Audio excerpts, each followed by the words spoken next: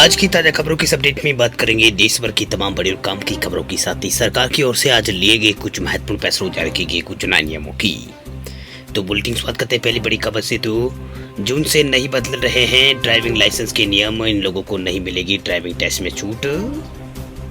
Driving licence हासिल करने वाले लोगों के लिए सबसे मुश्किल काम होता है ड्राइविंग टेस्ट पास करना। पिछले कुछ दिनों से मीडिया में रिपोर्ट में दावा किया जा रहा है कि अब से ड्राइविंग लाइसेंस के लिए इस टेस्ट को पास करने की जरूरत नहीं होगी। रिपोर्ट्स में यह भी कहा गया कि ये नियम 1 जून 2024 से लागू होंगे। अब सरकार ने इस नियम पर स्पष्टीकरण जारी कर दिया है। दरअसल सरकार ने कहा है कि ऐसी किसी भी नियम में कोई भी बदलाव वो नहीं किया गया है। सड़क परिवहन और राजमार्ग मंत्रालय ने अपने बयान में कहा है कि सरकार कुछ मीडिया सेक्शनों में प्रसारित हो रही खबरों के संदर्भ में साफ किया जाता है कि 7 जून 2021 को यहाँ पर GSR 394E के जरिए केंद्रीय मोटर वाहन अधिनियम 1989 जो जोड़े गए नियम 31B और 31J जो मान्यता प्राप्त ड्राइविंग परीक्षण केंद्रों यानी ADTC से संबंधित प्रावधानों को निर्धारित करते हैं। वही 1 जुलाई 2021 से लागू हुए थे ये नियम।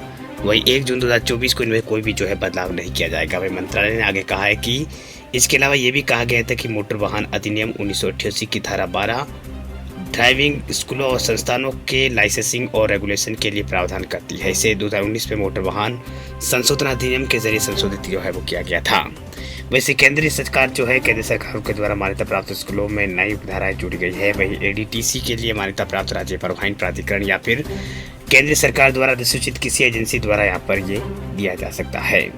वही कोर्स पूरा करने पर ADTC द्वारा जारी प्रमाण पत्र यानी फॉर्म 5B धारक को ड्राइविंग टेस्ट में छूट वो देता है। वह सरकार के मुताबिक दूसरे तरह के ड्राइविंग स्कूल जो कम कड़े नियमों का पालन करते हैं कोर्स पूरा कराने पर सर्टिफिकेट फॉर्म 5 जारी करते हैं। हालांकि ये प्रमाण पत्र धारक को ड्राइविंग टेस्ट के लिए छूट नहीं देते हैं। ड्राइविंग लाइसेंस के लिए आवेदन के साथ फॉर्म 5 और फॉर्म 5B होना चाहिए।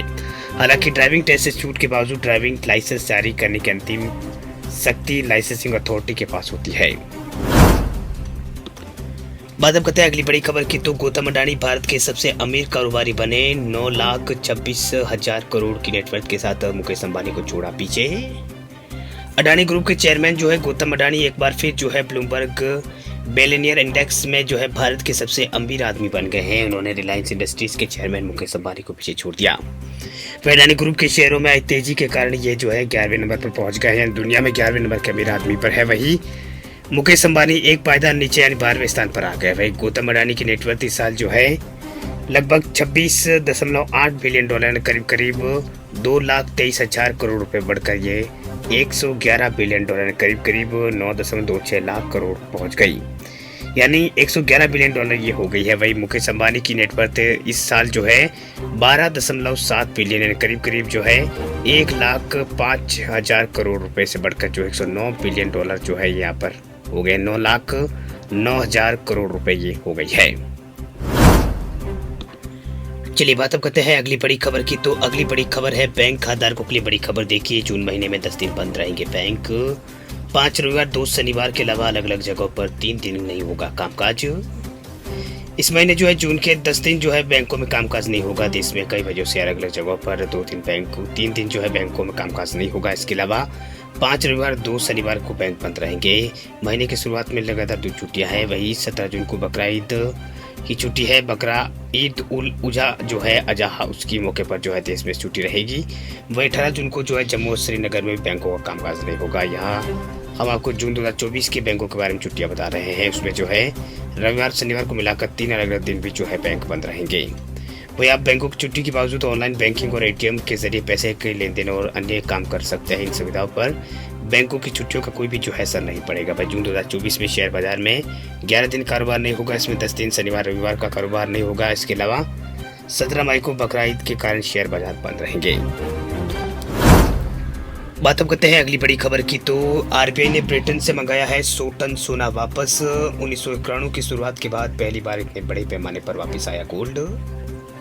रिजर्व बैंक ऑफ इंडिया यानी RBI ने ब्रिटेन से अपना 100 टन यानी करीब 1 लाख करोड़ यहाँ पर 1 लाख किलो सोना वापस मंगा लिया है। ये 1991 की शुरुआत के बाद पहली बार है जब देश में इतना अधिक सोना वो भारत में वापस आया है।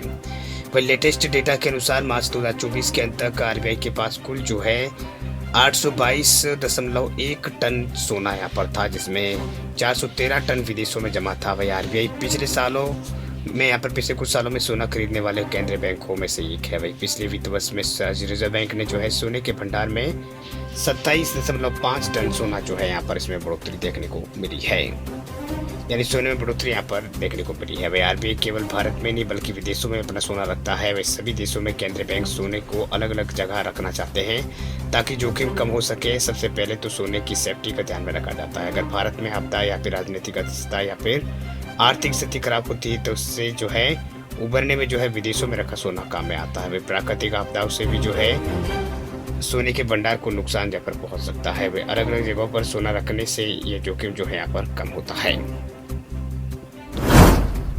चलिए बात अब करते हैं अगली बड़ी खबर की। तो राहुल गांधी ने दिया है बड़ा बयान, कहा 4 जून को होगा नया सवेरा, बनने जा रही है इंडिया गठबंधन की सरकार। देश में 57 लोकसभा सीटों के लिए जो है कल मतदान हुआ। इस बीच कांग्रेस के नेता जो है राहुल गांधी, उन्होंने एक बार फिर इंडिया ब्लॉक की सरकार बनने की यहाँ पर उम्मीद जताई। उन्होंने कहा कि 4 जून को भारत के अंदर एक नया सवेरा होने वाला है। उन्होंने कहा कि लोकसभा चुनाव के लिए जो है मतदान का अंतिम दौर है। बता दें आपको कि शनिवार को मतदान समाप्त होने के उपरांत वोटिंग प्रक्रिया पूरी हो जाएगी। इसके बाद जो है 4 जून को जो है वोटों की गिनती होगी। राहुल गांधी ने सोशल मीडिया पोस्ट में कहा है कि अब तक के रुझानों में स्पष्ट है कि देश में इंडिया गठबंधन की सरकार जो है बनने जा रही है। उन्होंने मतदाताओं से कहा है कि मुझे गर्व है कि झुलसा देने वाली गर्मी में भी आप जो है लोकतंत्र और संविधान की रक्षा के लिए जो है वोट देने निकले हैं।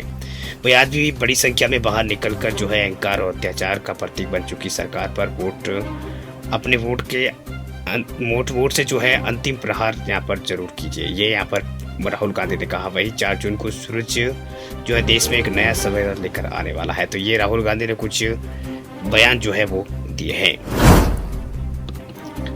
चलिए बात अब करते हैं अगली बड़ी खबर की। तो जीडीपी को लेकर बड़ी खबर देखिए। जनवरी मार्च की तिमाही में 7.8% रही है जीडीपी ग्रोथ। वित्त वर्ष 2024 में 8.2% की दर से बढ़ी है इकोनॉमी।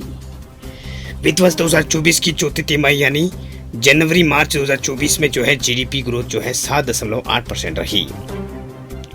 वही पिछले साल की समान अवधि में ये जो है जीडीपी ग्रोथ 6.1% रही थी, यानी चौथे यहाँ पर टर्नओवर में फाइनेंशियल 2023 में ये 6.1% रहती है, अब 7.8% रही है। वही सरकार ने पूरे साल यानी वित्त वर्ष 2024 के लिए एक जीडीपी का जो प्रोविजनल एडजस्टमेंट जो है वो जारी किया है। फाइनेंशियल 2024 में जीडीपी ग्रोथ 8.2% रही। वित्त वर्ष यानी फाइनेंशियल 2023 में जीडीपी जो है वो 7% रही थी। फाइनेंशियल 2024 की जीडीपी ग्रोथ रिजर्व बैंक के 7% के अनुमान से 1.2% ज़्यादा है।